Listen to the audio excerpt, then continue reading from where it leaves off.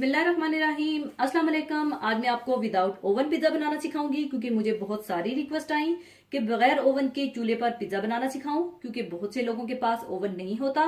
तो वो किस तरह से मजेदार सा पिज्जा बगैर ओवन के तैयार करेंगे वो मैं आपको सिखाऊंगी। बल्कि पिज्जा ही नहीं, आप इसी तरीके से जो भी बेक करना चाहें, चाहे बिस्किट्स, केक, ब्राउनीज या जो भी बेक करना चाहें आप बेक कर सकेंगे, जो कि बाद में मैं आपको बताऊंगी कि किस तरीके से आप बना सकते हैं। तो इसको बनाने के लिए हमें चाहिए होगा पिज्जे का डो, जो कि बनाना मैं आपको सिखा चुकी हूँ, मेरी वो रेसिपी देखकर बना लीजिएगा।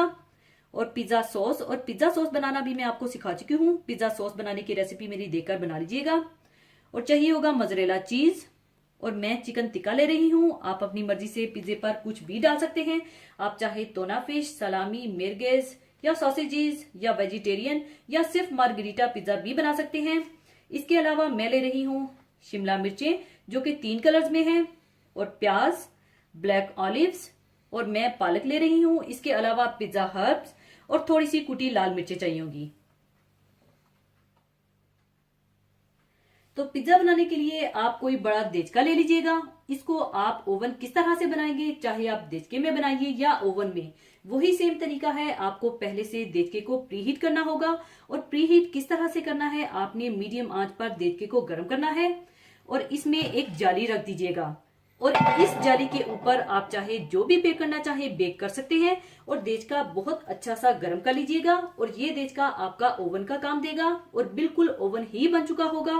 और इस तरह से जाली रख दीजिएगा और चूल्हा ऑन कर दीजिएगा और देचके का ढक्कन बंद कर दीजिएगा, ताकि ये अच्छा सा प्री हीट हो जाए। और इसे तकरीबन 10 से 15 मिनट के लिए मीडियम आंच पर रखकर प्री हीट कर लीजिएगा। इसके बाद आप पिज्जा डो को पिज्जे की प्लेट के मुताबिक बेल लीजिएगा और पिज्जा प्लेट को ऑयल से ग्रीस करके रख लीजिएगा और थोड़ा मैदा छिड़क दीजिएगा।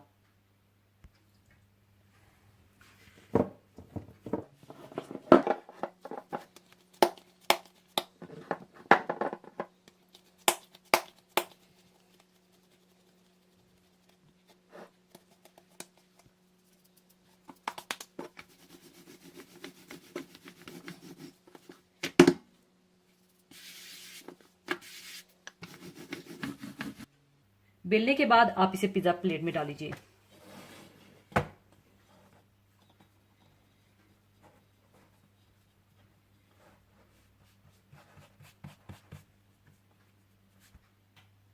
और ऊपर आप पिज्जा सॉस डालकर फैला लीजिएगा।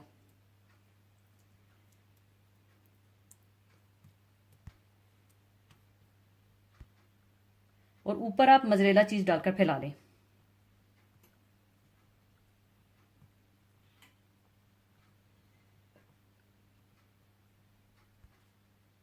और ऊपर आप थोड़ा पिज्जा हर्ब डाल दीजिए।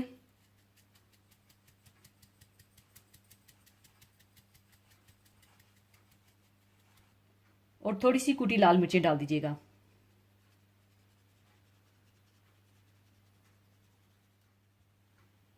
और अगर आप चाहें तो इसे ऐसे ही बेक कर सकते हैं या अपनी मर्जी की कोई भी फिलिंग डाल सकते हैं। और मैं इसके ऊपर चिकन टिक्का डाल दूंगी।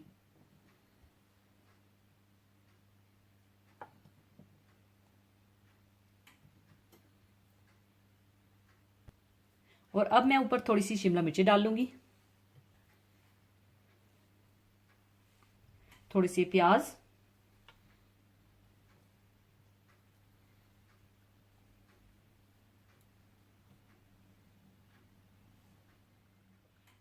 और ऊपर आप ऑलिव्स डाल लीजिएगा। आप चाहें तो इन्हें काट कर भी डाल सकते हैं।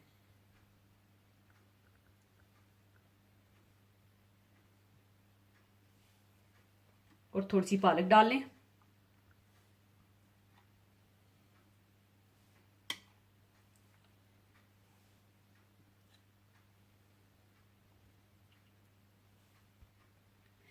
इसके बाद आप ये पिज्जा प्लेट प्री हीट देचके में रख दीजिएगा और फौरन ढक्कन बंद कर दीजिएगा। और फिर 15 से 20 मिनट के लिए चेक कर लीजिएगा, अगर तैयार हो तो निकाल लीजिएगा। और अब मैं इसे प्री हीट देचके में रख लूंगी। और फौरन से ढक्कन बंद कर दीजिए। पूरे 20 से 25 मिनट के बाद बहुत मजेदार पिज्जा तैयार है। और अब इसे मैं निकाल लूंगी।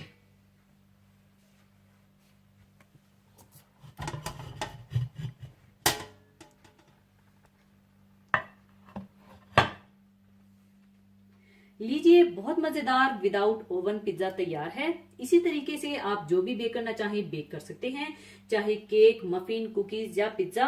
और एक बात का आप ख्याल रखिएगा कि जब भी आप कोई चीज बेक करें या पिज्जा बनाएं तो देचके का ढक्कन आप बिल्कुल भी बार बार मत खोलिएगा, ताकि इसकी हीट बाहर ना निकले और अच्छी तरह से बेकिंग हो सके। और अगर आप बिल्कुल नरम सा पिज्जा बनाना चाहते हैं तो आप पिज्जे के डो को दोबारा राइस कर लीजिएगा, यानी पिज्जा प्लेट में डालने के बाद। तो ये बहुत ही नरम पिज्जा बनेगा। तो जरूर ट्राई कीजिएगा और मुझे बताइएगा कि कैसा बना, और मुझे दुआओं में याद रखिएगा। और जाने से पहले एक हदीस पाक शेयर करना चाहूंगी। हदीस पाक इस तरह से है। हजरत अनस बिन मालिक रजी अल्लाह ताला अन्हो से रवायत है, वो फरमाते हैं कि एक जनाजा गुजरा, लोगों ने उसे अच्छा कहा। नबी करीम सल्लल्लाहु अलैहि वसल्लम ने फरमाया, वाजिब हो गई, वाजिब हो गई, वाजिब हो गई। फिर दूसरा जनाजा गुजरा, लोगों ने उसे बुरा कहा। नबी करीम सल्लल्लाहु अलैहि वसल्लम ने फरमाया, वाजिब हो गई, वाजिब हो गई, वाजिब हो गई।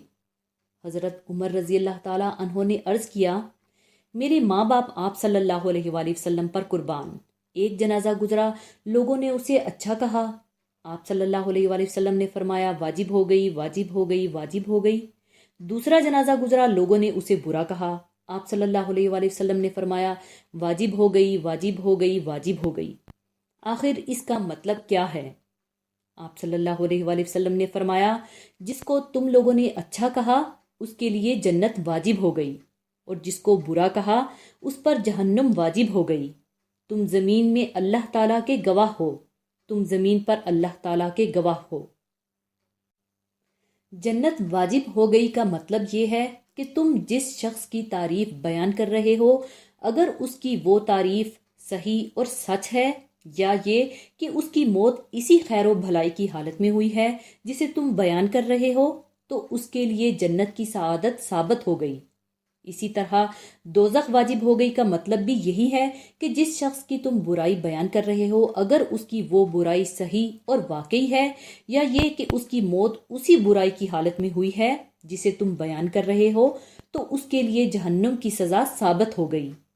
किसी शख्स की तारीफ या बुराई का एतबार नेक लोगों की जुबान की गवाही से होगा, क्योंकि अल्लाह ताला के नेक बंदों की जुबान उनके दिल की आईनादार होती है। चुनाचा किसी शख्स के बारे में उनकी तारीफ उस शख्स के जन्नती होने की अलामत होगी, और किसी शख्स के बारे में उनकी बयान की हुई बुराई उस शख्स के दोज़खी होने की अलामत होगी। इससे ये बात भी जाहिर होती है कि अगर कोई बुरा और दुनियादार शख्स नफ्स के गलत तकाजे और अपने ज़ाती मफाद व मकासद की खातिर किसी बुरे और बदकार शख्स की तारीफ या इसी तरह किसी नेक और सालिह मोमिन की बुराई बयान करे, तो उसकी कोई हैसियत ना होगी, क्योंकि उसकी राय इसके अपने दिल की आईनादार होगी।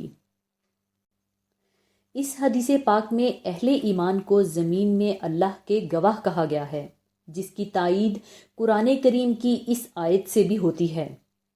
हमने इसी तरह तुम्हें आदल उम्मत बनाया है ताकि तुम लोगों पर गवाह हो जाओ, और रसूलुल्लाह सल्लल्लाहु अलैहि वसल्लम तुम पर गवाह हो जाएं। फिर इसके साथ इस हदीस से इस बात की तस्दीक भी होती है कि किसी के बारे में कि वो क्या है, इसका सही पता उन लोगों की जुबानें देती हैं जो उसके करीब रहते हैं।